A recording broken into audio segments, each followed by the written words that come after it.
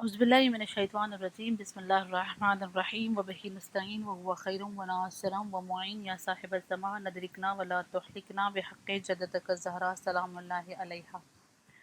अल्लाहुम्मा सल्लि अला मुहम्मद व आले मुहम्मद वअज्जिल फ़रजहुम। बिस्मिल्लाहिर्रहमानिर्रहीम। सूरह लहब यानी सूरह तब्बत, जिसकी इससे पहले वाले दर्स में हम लोगों ने शान नुज़ूल कर ली थी कि वो उम्म जमील यानी अबू लहब की वाइफ और अबू लहब के लिए ये सूरा नाजिल हुआ था, और उसके पढ़ने की फजीलत भी बता दी गई थी कि जो ये पढ़ेगा वो अहले दोज़ख में इनके साथ नहीं जाएगा, यानी वो जन्नत में जाएगा। और इसके अलावा जो है वो क्यों अल्लाह ने अबू लहब का नाम लिया है इसमें, उसका भी रीज़न बता दिया गया था। और फिर उसके बाद पहली आयत में तब कमाना भी हमने बता दिया था। आज आयत नंबर 2 और से लेके 5 तक इंशाल्लाह कंप्लीट करने की कोशिश करेंगे। आयत नंबर 2 और 3 एक साथ करेंगे और फिर 4 और 5 एक साथ करेंगे। 2 और 3 जो है वो अबू लहब के बारे में है, और 4 और 5 जो है वो अबू लहब की वाइफ उम्मे जमील के सिलसिले से है। तो इन दोनों को कंबाइन करके उसका तर्जुमा और उसकी तफसीर इंशाल्लाह हम आपके सामने पेश करते हैं। शुरू करते हैं आयत नंबर 2 से।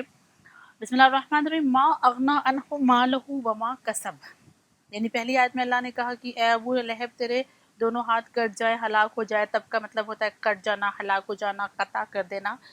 उसके बाद कहा मा अगना अनहु मालहु व मा कसब, यानी उसके माल और दौलत ने, जो कुछ भी उसने कमाया है वो हरगिज़ उससे कोई उसको फ़ायदा नहीं मिलने वाला है। मा अगना यानी माँ यानी जो कुछ भी, अगना यानी फ़ायदा पहुँचाना, अन हो जो उसके पास जो कुछ भी है, मालहू यानी जो माल है उसका, वमा कसब और जो कुछ भी उसने कमाया है, वा यानी और, माँ जो कुछ भी, कसब यानी कमाया है। कमाने को कसब कहते हैं। तो जो कुछ भी कमाया है तो उसमें बहुत सारी चीज़ें आती हैं। अव्वलन तो इस आयत से ये पता चलता है कि इस आयत में जब ये कहा कि तेरी माल, तेरा दौलत, ये तेरी जितनी भी तूने जो कमाई है वो तुझे फ़ायदा नहीं देगी, तो इस आयत से ये प्रूफ होता है कि अबू लहब जो है वो मालदार था, सरवतमंद था, जिसकी वजह से अल्लाह कह रहा है कि तेरा माल तुझे काम नहीं आएगा, यानी वो दौलतमंद है। इससे ये तो साबित हो गया कि वो दौलतमंद है। फिर उसके बाद माँ कसब, यानी जो कुछ भी तूने कमाया है, तो जो कुछ भी कमाने के माना में सिर्फ माल और दौलत नहीं आता है, बल्कि जो कमाई में तो अपनी औलाद भी कमाई में आ जाती है, रिश्तेदार भी, अपने जो रिलेशन ताल्लुकात जो हम बनाते हैं, या इसके अलावा जो है हम इज़्ज़त जो कमाते हैं, या सेहत जो हम कमाते हैं, वो सारी चीज़ें जितनी भी हमने जो कुछ भी गेन किया है अपने लाइफ में, अल्लाह कह रहा है कि वो कुछ भी तेरे काम आने वाला नहीं है। यानी अगर किसी का किरदार अबू लहब जैसा है तो वो चाहे जितना भी साहिब हैसियत हो, चाहे वो जितना भी मालदार हो, चाहे वो जितना भी इज्जत वाला हो, उसका वो सारे के सारे इज्जत, दौलत, शोहरत कुछ भी उसको काम आने वाला नहीं है। उसका नतीजा क्या होगा, उसको मिलेगा क्या उसके बदले में? अल्लाह कह रहा है इसमें तीसरी आयत में, सयस्ला नारन ज़ाता लहब, वो जल्दी ही उस आग में दाखिल हो जाएगा जिसके शोले भड़क रहे हैं। सा यानी जल्दी, यसला दाखिल किया जाएगा, नारन यानी आग, नार आग को कहते हैं, ज़ाता लहब यानी ऐसी आग जो शोले भड़काने वाली, लहब यानी भड़कता हुआ शोला, नार आग, ठीक है। तो इसमें जो है ये अल्लाह ये कह रहा है कि ऐसी आग में उसको दाखिल किया जाएगा जो भड़कते हुए शोले जिसमें होंगे, और वो उसमें अनकरीब डाल दिया जाएगा। अच्छा, ये यहाँ पर सिर्फ यहीं पे बात नहीं की गई है, यानी जो कोई भी अबू लहब जैसा काफिर बदकार होगा उसके लिए ये कुल्ली तौर पर ये बात की गई है कि उसको काम नहीं आने वाला कोई भी चीज़। इसके अलावा, इस सूरह के अलावा सूरह शुअरा, पोएट्स, ठीक है, सूरह शुअरा की आयत नंबर 88 और 89 में भी अल्लाह ने कहा यौमा ला यनफ़उ माल वला बनून इल्ला मन अल्लाह बिक़ल्बिन सलीम। ये आज का दिन यानी क़यामत का आज का दिन वो दिन है कि जब ना तुम्हारा माल काम आने वाला है, वला बनून न तुम्हारी औलाद काम आने वाली है, इल्ला मन अल्लाह बिक़ल्बिन सलीम, सिवाय उसको جس کے پاس قلب سلیم ہے آج کے دن اس کو کوئی فائدہ نہیں ہونے والا. قلب سلیم اگر کسی کے پاس ہے تو اسی کو قیامت کے دن فائدہ ملنے والا ہے. اگر کسی کے پاس قلب سلیم نہیں ہے تو آج قیامت کے دن اسے کوئی بھی فائدہ حاصل ہونے والا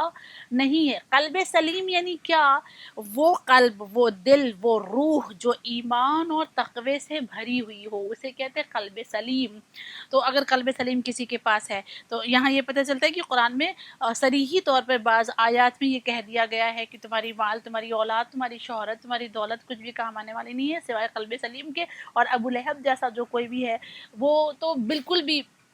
بخشا نہیں جائے گا، بالکل بھی معاف نہیں کیا جائے گا. اب یہاں پر اسے عنقریب جو آگ میں ڈالا جائے گا، آیت نمبر 3 میں جو کہا گیا ہے، تو یہاں پہ دنیا کی آگ بھی شامل ہے، آخرت کی آگ بھی شامل ہے. یعنی وہ دنیا میں بھی تکلیف اٹھائے گا اور آخرت میں بھی تکلیف اٹھائے گا. تو ہم یہ ایک نظر ابو لہب کی لائف پر ڈالتے ہیں کہ اس نے اینڈ آف دا لائف اس نے کیا تکلیفیں اٹھائی اور اس کو کیا مشکلات کا سامنا کرنا پڑا، وہ کیسی ذلت کی موت مرا، اور پھر اس کے بعد اس کا آخرت میں کیا ہوا وہ ہم پہلے یہاں پر دیکھ لیتے ہیں. روایات میں ملتا ہے کہ جنگ بدر، جس میں مشرکین قریش شکست ہو گئی تھی ان کی، یعنی جو قریش کے مشرک لوگ تھے، کافر لوگ تھے، اس میں وہ ہار گئے تھے اور مسلمانوں کی جیت ہوئی تھی. صحیح ہے، جنگ بدر میں مسلمان جیت گئے تھے، کافر ہار گئے تھے. ابو لہب بذات خود جو ہے جنگ بدر میں شامل نہیں ہوا تھا، لیکن جب ابو سفیان واپس آیا تھا تو ابو لہب نے ابو سفیان سے بیٹھ کر جنگ کا پورا ماجرا پوچھا تھا اور اس نے کہا تھا مجھے پوری سٹوری بتاؤ، جنگ میں کیا ہوا، کیسے ہوا. تو اس وقت جو ہے یہ کہتا ہے ابو سفیان کہ خدا کی قسم میں نے اس جنگ کے میدان میں ایسے سوار دیکھے ہیں جو آسمان اور زمین کے بیچ تھے اور جو محمد کا ساتھ دے رہے تھے، یعنی رسول اللہ کے ساتھ وہ لوگ ان کی مدد کر رہے تھے. تو اس وقت یہیں پر ان دونوں میں بات ہو ہی رہی تھی کہ ایک غلام بیٹھا ہوا تھا جو عباس کا غلام تھا، ابن عباس کا غلام تھا، جو رائٹر ہے ابن عباس، ان کا غلام ابو رافع اس کا نام ہے. تو ابو رافع نے اس موقع پر یہاں پر ان دونوں کی گفتگو کو سن کر کہا کہ جب جیسے ابو سفیان نے کہا نا کہ میں نے دیکھا کہ زمین اور آسمان کے بیچ بہت ایک سوار ایسے تھے کہ جو محمد مصطفیٰ کی مدد کر رہے تھے، تو فوراً ابو رافع کہتا ہے کہ وہ جو تو نے دیکھا نا جن سواروں کو جو آسمان اور زمین کے درمیان تھے، جو محمد مصطفیٰ کی مدد کر رہے تھے، وہ آسمان کے فرشتے تھے، وہ کوئی عام ہستیاں نہیں تھیں، بلکہ اللہ نے ملائکہ کو بھیجا تھا نبی کی مدد کرنے کے لیے. تو نبی کی مدد یہ لوگ کر رہے تھے. جیسے ہی اس نے کہا تو ابو لہب کے دل میں نفرت کی ایک آگ پھر سے بھڑک گئی، یعنی اس کو اور غصہ آ گیا کہ یہ اتنی تعریفیں نبی کی یہ کر رہا ہے. بہت غصے میں وہ آتا ہے اور غصے سے آنے کے بعد اٹھ کے کھڑا ہوتا ہے اور ابو رافع کے منہ پر ایک تھپڑ مار دیتا ہے، تماچا، زور سے اس نے تماچا مارا. اور ابو رافع کہتا ہے کہ اس کے بعد اس نے مجھے اٹھا کر پٹک دیا، اور پھر اس کے بعد پٹکنے کے بعد وہ دل بھر کر مجھے اس نے پیٹنا شروع کیا، بہت زیادہ وہ مجھے مارتا چلا جا رہا تھا، پیٹے چلا جا رہا تھا. تو اتنے میں وہاں پر جو ہے ابن عباس کی وائف ام الفضل آ جاتی ہیں. ٹھیک ہے، ام الفضل وہاں پہ موجود ہوتی ہیں. انہوں نے ام الفضل نے ایک چھڑی اٹھائی اور اٹھا کر زمین پہ پڑی ہوئی ایک چھڑی کو اٹھایا، چھڑی یعنی چھوٹی سی لکڑی سمجھ لیں آپ، اسے اٹھایا اور اٹھا کر ابو لہب کے سر پہ مارا. اور مارنے کے بعد ابو لہب سے یہ کہا کہ کیا تو یہ سمجھتا ہے کہ جس کمزور انسان کو تو مار رہا ہے وہ کمزور انسان اکیلا ہے؟ ایسا ہرگز نہیں ہے، اس کا ساتھ دینے کے لیے ہم جیسے لوگ موجود ہیں. اور یہ کہہ کر ام الفضل نے جو ہے ابو لہب کے سر پہ ایک وار کیا اس چھڑی سے. اس وار کے ذریعے سے ابو لہب کا سر پھٹا اور سر پھٹنے کے بعد خون بہنے لگا، اور 7 دن تک وہ بستر پہ رہا. وہ سر پھٹنے کی وجہ سے اس کے سر سے خون نکل رہا تھا، اور 7 دن کے بعد جو ہے وہ بستر پہ رہا. لیکن 7 دن کے بعد اس کے بدن سے بہت بری سی بدبو آ گئی، بدبو آنے لگی تھی اس کے بدن سے، اور اس کے پورے بدن پہ جو ہے وہ چکن پاکس جیسے دانے جیسے وغیرہ پورے نکل آئے تھے، اور اس ایسی حالت تھی اس کی مرنے سے پہلے کہ اس کے کوئی قریب نہیں جاتا تھا، اس کی تیمارداری کے لیے اس کے کوئی پاس نہیں جاتا تھا، اس کے رشتہ دار بھی اس کے قریب جانے سے خوف کھاتے تھے، یعنی اس قدر اس کے اندر سے بدبو بھی اتنی زیادہ آ رہی تھی، تو لوگ اتنے پریشان ہو گئے تھے اس سے، اور پھر اسی حالت میں وہ مر گیا، واصل جہنم ہو گیا۔ اور پھر اب یہ مسئلہ آیا کہ اب یہ تو مر گیا ہے، اب اس کو کیا کیا جائے، اس کا کفن کیسے ہوگا، اس کا غسل کیسے ہوگا، اب کیا کرنا چاہیے؟ تو اس موقع پر اسے اٹھایا گیا، اور اٹھا کر اس کو مکے کے باہر لے جایا گیا، اور لے جا کر اسے مکے کے باہر رکھا گیا، اور وہاں پر بہت دور سے لوگوں نے اس کے اوپر پانی چھڑکنا شروع کیا، پانی ڈالنا شروع کیا، بہت دور سے اس کے اوپر پانی ڈالا، اور دور سے ہی جو پانی ڈالنے کا جو ان کا طریقہ تھا وہی اسی کو انہوں نے غسل قرار دیا، اور پھر دور سے ہی اس کو دفنانے کا طریقہ کیا اختیار کیا جانتی ہیں؟ اسے دفنانے کے لیے دور سے لوگوں نے اس کے اوپر پتھر پھینکنا شروع کیا، اور پتھر اتنے زیادہ اس کے اوپر پتھر پھینکے گئے کہ پھر ان پتھروں سے وہ چھپ گیا، یعنی اب پھر وہی پتھر جو ہے وہ اس کی قبر بن گئے، یعنی اس قدر وہ دنیا میں ذلت اٹھائی اس نے آخری وقت میں، اور پھر اس کے بعد مرنے کے بعد تو اللہ نے یہ وعدہ کیا ہی ہے کہ وہ جہنم میں جائے گا، اس کا کوئی ٹھکانہ نہیں ہوگا، یعنی اتنا لرز جاتا ہے دل، یعنی کانپ جاتا ہے کہ کیسے یہ اتنا زیادہ سخت عذاب ہے پروردگار عالم کی طرف سے۔ اور ہم دیکھیں کہ آج کے دور میں بھی جس طرح سے یہ بیماری نکلی ہوئی ہے، اب تو حالات یہاں تک آ گئے ہیں کہ کہا جانے لگا ہے کہ چاہے وہ ہندو ہو چاہے وہ مسلمان ہو، اور اگر کوئی اس وائرس سے مر جاتا ہے تو اسے جلا دینا چاہیے، اسے دینا نہیں چاہیے، اس کی پھر باڈی کو غسل کیسے دیا جائے گا، کفن کیسے دیا جائے گا، اسے جو بھی غسل و کفن دے گا اسے بھی وائرس ہونے کا ڈر ہے، لہٰذا ایسا کرنا چاہیے نہیں۔ کیا ابھی بھی وہ وقت نہیں آیا ہے کہ ہم سنبھل جائیں، ہم اپنے آپ کو سنبھال لیں، ہم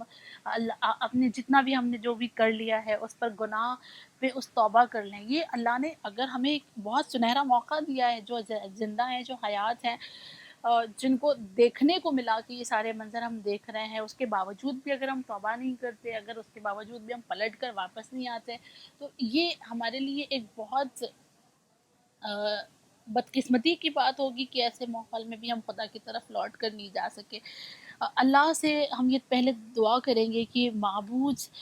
یہ جو اس طرح کی ایک وبائی بیماری، خطرناک بیماری جو دنیا میں آئی ہے، شیعان حیدر کرار کو اس سے محفوظ رکھنا، اس سے حفاظت میں رکھنا، اس لیے کہ اب خوف آنے لگا ہے، اب ڈر آنے لگا ہے۔ خوف موت سے نہیں ہے، یقیناً خوف موت سے نہیں ہے، بلکہ علی والے تو موت کو پسند کرتے ہیں، کیونکہ مرنے کے بعد ہی علی سے ملاقات ہونے والی ہے، تو ہم تو موت کو پسند کرنے والوں میں سے ہیں۔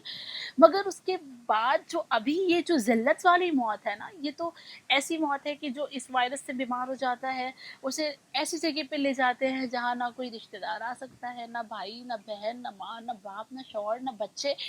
کوئی مطلب اس سے مل بھی نہیں سکتا، حتیٰ مرنے کے بعد ان کا چہرہ دیکھنے کے لیے بھی نصیب نہیں ہے، یعنی اس طرح سے ہم نے ایسا سنا ہے کہ باڈی کو ایسے ریپ کر دیا جاتا ہے، اس طرح سے لپیٹا جاتا ہے، اور اس کے بعد اوپر سے اور کچھ پلاسٹک چڑھا کے انہیں ایسے پیک کر کے دیتے ہیں، اگر دیتے بھی ہیں باڈی تو اولن تو دیتے ہی نہیں ہیں،